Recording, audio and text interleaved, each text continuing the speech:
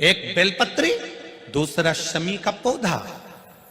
शमी का वृक्ष तुम्हारे घर में बड़ा मत लगाओ, पर शमी का पौधा जब तक तुम्हारे इस हाथ की आकृति का रहे, उसमें से तुम पत्ती तोड़ो मत तोड़ो, उसमें से कुछ तोड़कर तुम शिव जी को चढ़ाओ मत चढ़ाओ। भले तुम बाहर जाकर टूटा हुआ लेकर आ जाओ, पर घर के बाहर, घर के कमरे में नहीं, हॉल में नहीं, घर के अंदर नहीं।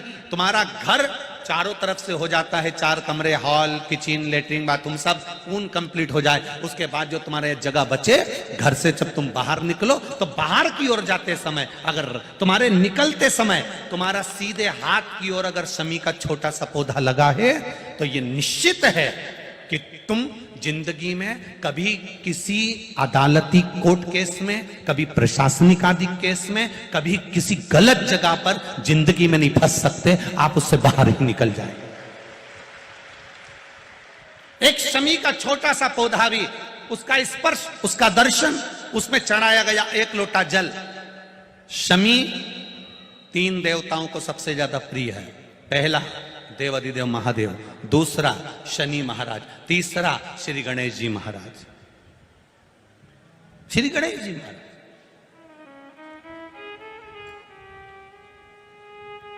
क्योंकि शमी की शादी करने वाला कौन था?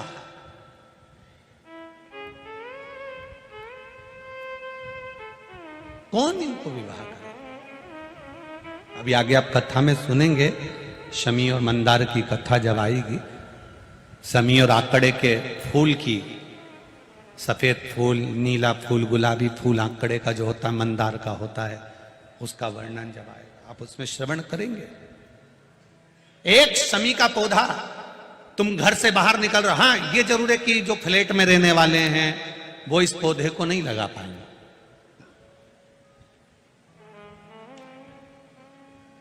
क्योंकि जब दरवाजे से निकलते हैं तो अंदर गच्ची होती है, गैलरी होती है, तो कैसे लगाएं घर के बाहर। हाँ, आप डायरेक्ट निकल रहे हैं और आपका पौधा घर के बाहर लगा हो तो बात दूसरी, छोटा सा गमले में, ज्यादा बड़ा नहीं,